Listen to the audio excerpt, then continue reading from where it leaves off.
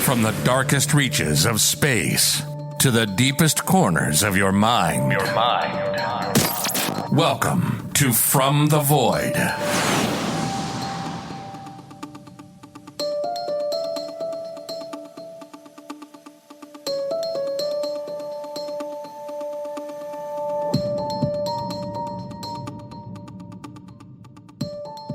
Everyone eventually succumbs to the one thing that none of us can ever escape: death.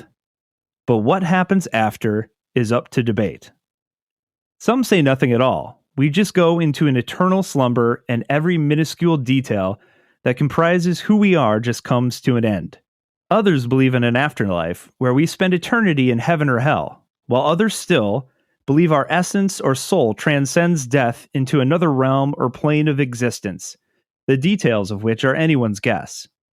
Some religions or belief systems point to yet another option: the idea that our soul returns again to live out another life here on earth.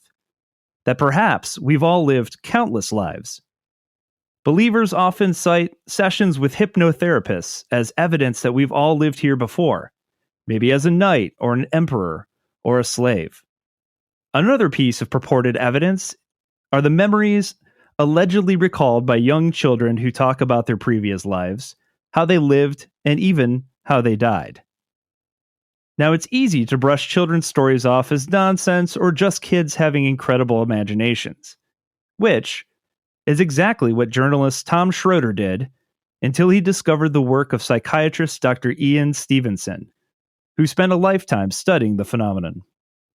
Tom would later travel halfway around the world with Dr. Stevenson and witnessed dozens of cases that simply seemed impossible. Were these children telling the truth? If not, then how could they recount information in detail that they had no way of knowing about families they had never even met? So does the soul really survive the death of the physical body? And does it return to live out other lives, constantly learning and growing and expanding? This week's guest is journalist and author Tom Shroder, who discusses his time with Dr. Stevenson and his book, Old Souls: Compelling Evidence from Children Who Remember Past Lives. Welcome to this week's mystery, part 1 of Old Souls and Past Lives with Tom Shroder on From the Void.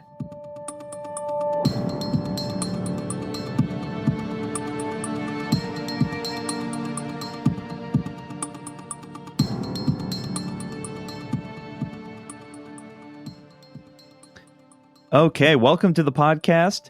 I'm very excited this week to have Tom Shroder on to talk about a book that, like I said, came out a little while ago, but is still always a fascinating topic to discuss. So thank you so much for taking some time out of your day. Hey, it's my pleasure, John. So before we get into kind of the book and the research that you did here, tell folks a little bit about your background and what it is that you do. Sure. I've been a lifelong journalist. I worked for newspapers like the Miami Herald, and the Washington Post was the most recent newspaper I worked for. And then I edited the Washington Post magazine. And after I left the Post, I continued writing some books about topics that I found especially fascinating and in personal connection to. And one of the first books I wrote was the one we're going to talk about today. It was Old Souls, which I got interested in because when I was in Miami, there was a very reputable scientist who was actually a psychiatrist at Mount Sinai Hospital there. And he had an excellent reputation. And he ended up writing a book about cases where he would hypnotize patients and regress them to actually his point was to regress them to the point where their whatever problems they were experiencing began. And he found that some of them went all the way back to what seemed to be previous lives. And we're talking about hundreds of years ago, like as an Egyptian or in the Middle Ages or something like that. And what intrigued me was the fact that this guy with all these mainstream credentials, was doing this. So And he had written this book that became a bestseller about it. And so I got interested in it, and I investigated it, and I really found the cases very unconvincing for a whole number of reasons.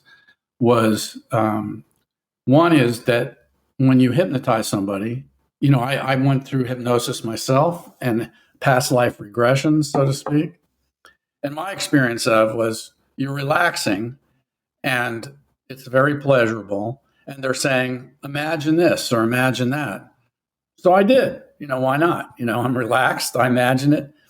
But it didn't feel like anything real to me. It was almost like I was writing a short story or something in my head, And so that was one reason, is that the whole point of hypnosis is for someone to be willing to go along with suggestions that the hypnotist is making.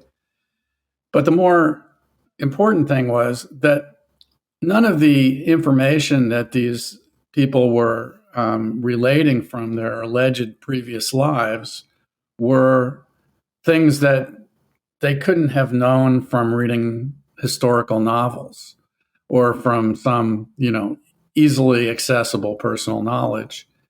And in fact, there were many things that people said that actually were contradictory. Like one woman who was regressing to allegedly many previous lives, said she had remembered being a slave girl in the same year that she later, remembered being a silk merchant. So, yeah. And also they were so far back. And all these lives tended to be the kind of things that you could romanticize, that were like the stuff of historical novels or even romance novels. So I didn't find any evidence there that was really compelling to make me think that that's really what was going on. And in fact, there is this this sort of saying in science that says, extraordinary claims require extraordinary proof. And I just didn't feel there was, anything extraordinary about the evidence that he was presenting. And I was impressed with how wholeheartedly he seemed to buy into this. And, and as a scientist and a physician, I felt that, he should have had sort of a more rigorous approach. But anyway, as I was investigating this, I came across a reference to another psychiatrist, a guy named Dr. Ian Stevenson, who is at the University of Virginia. And he wasn't interested in hypnosis cases. What he was interested in was that he was interested. He had all along had a sort of a side interest in the paranormal and things like that, and he read a lot. And he came across from multiple sources, all sorts of different sources, from newspaper clippings to old books and diaries and things like that. And they were all presented in different ways. There were, on the surface, they didn't have a lot in common. But when you get bored down to the sort of basis of these stories, they all involved small children who spontaneously began talking about what seemed to be past lives. And this fascinated him, and he wrote a little paper about it for something called the Journal for Scientific Exploration, which was interested in the scientific exploration of claims that were, considered paranormal at the time. And he said, this is an interesting phenomenon, and it appears to be a phenomenon that cuts across cultures, that in very different cultures, these case reports, if you boil them down to their essence, are all extremely similar, where a child too small to read, certainly, and as soon as they start talking, begin to say things about, well, this isn't my real house. My real house was much bigger than this, and it had 2 wells instead of 1, and we had 5 cows instead of 1 goat. Very specific details, very notice that they're all unromantic type details. So, which is significant because it sort of cuts down the possibility that this is fantasizing, because it's just mundane. You don't usually fantasize about mundane things. And so he gets a call from the editor of the journal saying, well, we agree that someone should investigate these, and why don't you do it? And so this was in the early 60s, and sent him. And so he went over, in most of these cases that he was getting, the ones with, the most information anyway, were coming from India or the Middle East. So he goes to India, and he has a few little cases that have names associated with them, or towns or villages or something. And he figures he might be able to track down the people who were involved in these cases. And then when he gets there, the cases just start falling out of the woodwork. Everybody he runs into seems to say, well, I have a niece or did that, or my uncle when he was young did that, or I know a girl that lives in the next village over that says things like that. I mean, they were all over the place. He was absolutely not expecting that. He had no idea that he was thinking these were extremely rare cases that he was going to have to go to great lengths to sort of find them. But instead, they're like dropping down out of the trees on him. And so, he starts doing this, and this ends up becoming the main focus of his life. And in fact, it really got him in trouble. He was at one point, he was the head of the Department of Psychiatry at the University of Virginia. And basically, the powers that be were embarrassed by this. So he basically sort of got forced out of that job. And he might have been, completely out of luck, except that a guy named Chester Carlson, a guy who invented Xeroxing and had this huge fortune, was fascinated by this, and he gave him a huge grant to create his own institute at the university. And of course, the university isn't going to turn down a huge grant, even if it's for something that they consider slightly embarrassing or even very embarrassing. So for 30 years, he went around the world doing this. And at the time that I ran into him, he was already close to 80. And he'd done like over 3,000. He'd gone and investigated over 3,000 of these cases in the over 30-year period.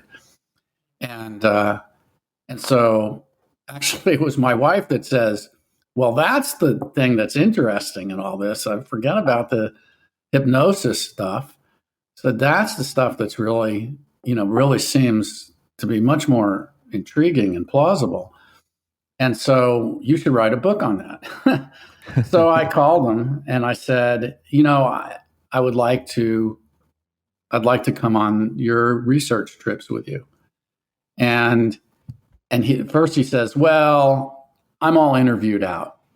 He says, and plus I want this to be taken seriously by my colleague scientists, and some kind of sort of sensationalistic journalistic coverage is exactly what I don't want. So it took me and he says, plus I promised my wife I'm not going on any more foreign trips. So I spent it basically took me almost 2 years. First of all, he lied to his wife. He actually was going on more foreign trips.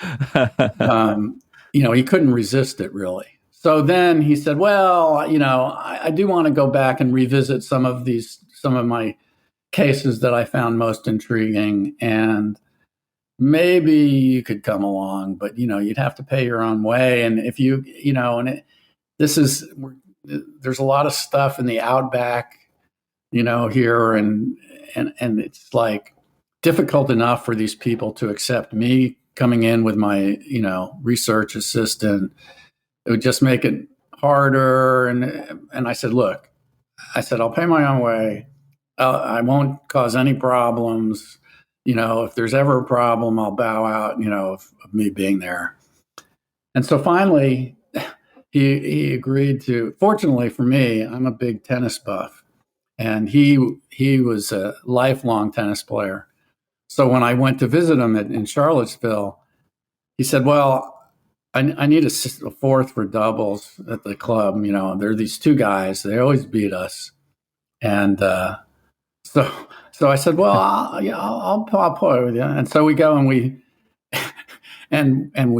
we won because these guys were all about his age, and at the time I was in my late 30s or maybe 40 at the time, and I was I was pretty good. So I think that helped.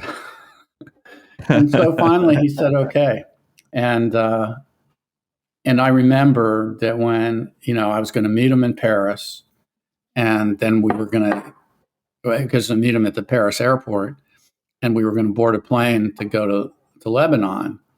And I remember waiting for him, thinking, sort of, I had a book contract at that point, and I thought, this could be a total disaster because I could go there, and he could be crazy, or an obvious fraud of some kind. These cases could be garbage, and then I have to give back the advance. I mean, what am I going to do? So that was my main concern when I began this thing, this first trip I took with him. So what time frame are we talking about here when you meet him and embark on this trip? Was our first trip together was in the fall of 1997. And interesting. Our first trip, go ahead.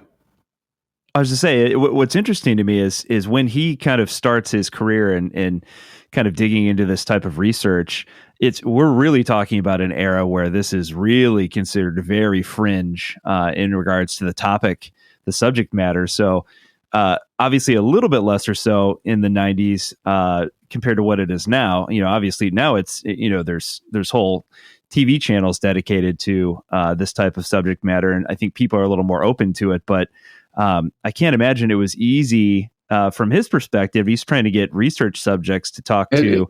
Yeah. Well, it destroyed his marriage. His first wife was horribly embarrassed.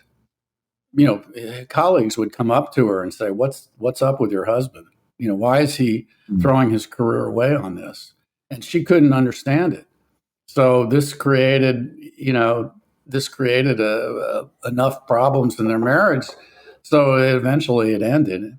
And by 97, he had a second marriage, with a woman who completely sort of understood and supported him.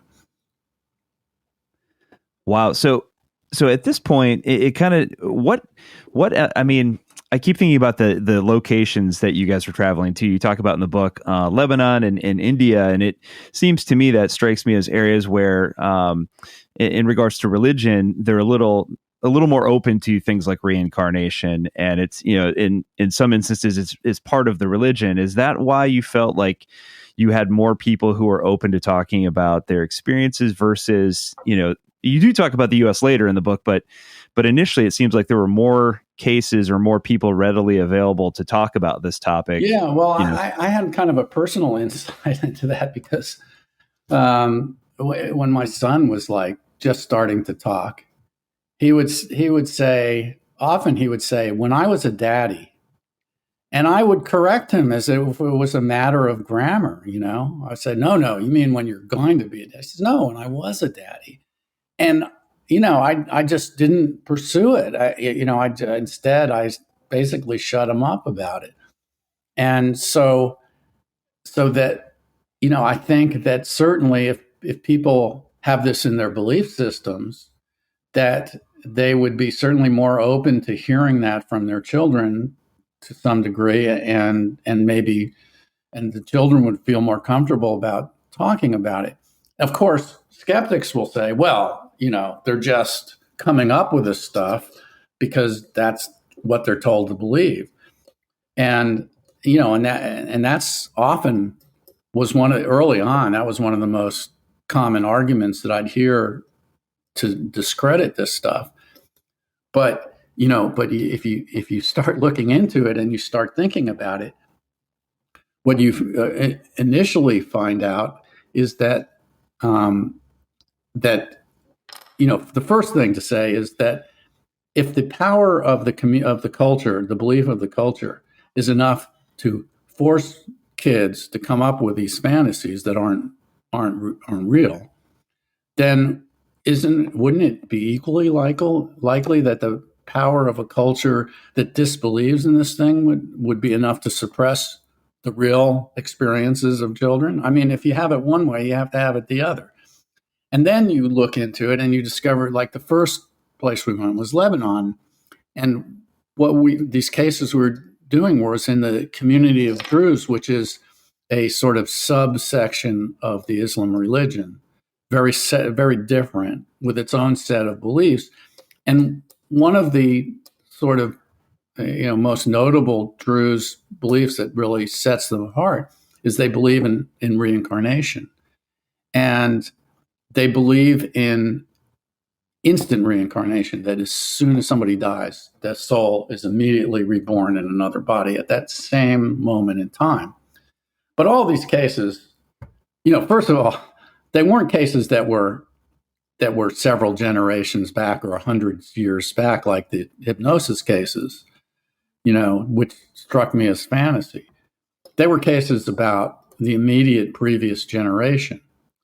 But unlike the belief, the very solid tenet of the Druze belief that when you were reincarnated, it happened instantly upon the death of one person into the birth of another. These were people who maybe were the person that they seem to remember was born like a year or 2 or 5 years after the death. I mean, the death of the person was 2 or 3 or 4 years before they were born. So if all of this was manufactured to support the cultural belief, then why would it be at odds with the cultural belief? And then in India, the Hindu belief is in karma, that your new life depends on your behavior in the previous life. And so that if you lived a good life, that you'd be born under good circumstances. And if you had lived a bad life, you'd be born under bad circumstances. Well, most of the cases that we saw in India, there was absolutely no correlation between there was no karmic correlation between the two lives. In fact, some of them were absolutely counter to it. And so again, if these cases are manufactured to support a cultural belief, you'd think they'd do a better job of doing that. So that kind of argued against it. Plus, there were many cases where, and then the other argument was that I often heard was, well, these parents are putting these kids up to it because, they want notoriety in their community, or maybe they're hoping to cash in on it somehow. Well, there were many cases where the parents were very unhappy that their kids were saying this. I mean, for one thing, imagine if your little child is saying to you, "You're not my daddy," this house stinks compared to my house. It would be uncomfortable. You wouldn't like that. You'd feel rejected, for one thing. And then there were other instances where, for instance, there was one family in Lebanon where they felt, well, they had the kid that there was a little girl in Lebanon who called as soon as she could speak, really. She'd pull the phone off the hook and start calling into it, calling Layla, Layla, Layla. And they were saying, well, why are you doing that? I mean, she couldn't even, really talk on the phone yet. She was too little. And then as she got older, she started saying, well, Layla was my daughter. And I just wanted to talk to her. And then she gave the name of her. She said, and I have a husband, and and Layla is one of 7 children. And she named all the children. she said where her family was from, and it was a town, maybe like an hour or so, a couple hours away, and she just would go on and on about this, and she gave enough information to identify a family in the city that was a wealthy family in the city, and the woman who she claimed to be, she gave her name and her husband's name and her kid's name, had died and had been flown to the U.S. to Virginia actually, and had died in heart surgery, and so that family learned that there was this little, they sent somebody to that they knew in that town to ask around, and they discovered that there was this family that fit the details that the little girl had been coming up with. And so, curious, two of the daughters of the woman's, the dead woman's daughters, came to this town unannounced and showed up. And they walk into the house, and the little girl greets them by name and said, "Did your uncle give you my jewelry as I asked him to?"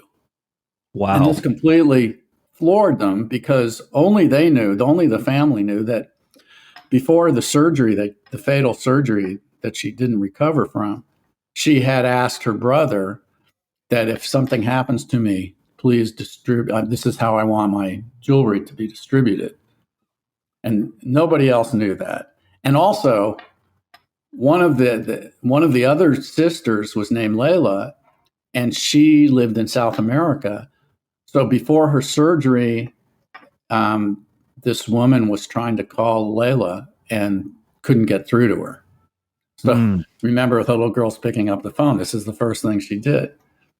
And once so these daughters were convinced, but their father's brothers were sort of big shot merchants, and they did a lot of business in Saudi Arabia, where reincarnation is anathema there. So they didn't want this. They were very unhappy at the idea that this story would get out there, that there was a little girl claiming to be their niece reincarnated, or their sister reincarnated. And so they really tried to suppress the case. They were very unhappy about the family talking about it. And that was the moment where I was most impressed and most convinced that this was a genuine phenomenon and not something that was a fraud of some kind. Because we went to see this family, and we knock on the door, and the husband recognizes Stevenson from when he'd been there years ago. I think he interviewed them like almost 20 years ago, when the little girl was like 3 or 4. And she was now this 24-year-old English teacher in Beirut. And so he opens the door and he greets Stevenson and seems very happy to see him.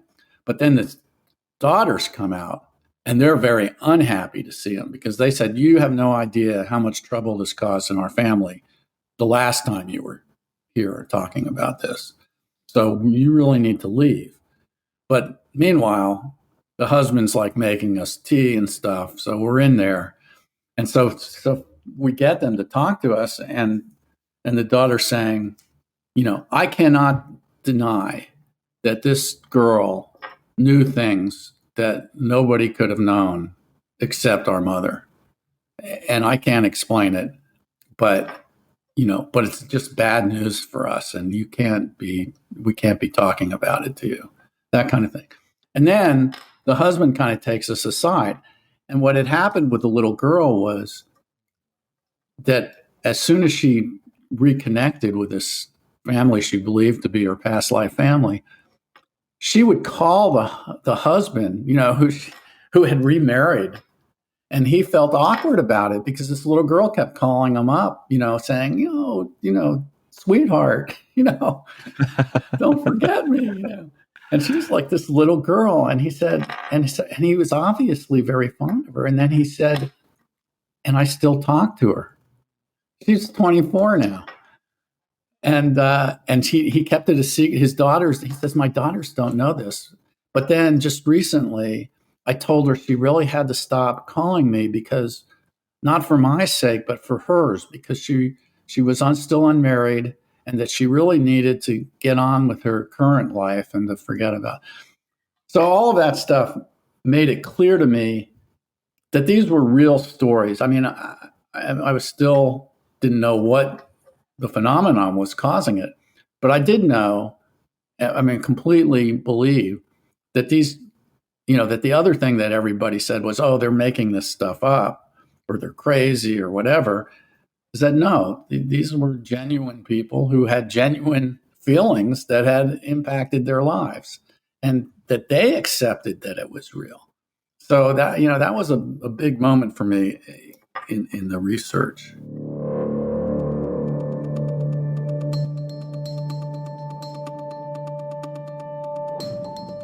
Thank you for listening to part 1 of my interview with journalist and author Tom Shroder. Tune in next week for part 2. Until then, if you enjoyed the show and like what we're doing, consider rating, reviewing, and subscribing, and as always, sharing with a friend. Until next week, you've been listening to From the Void.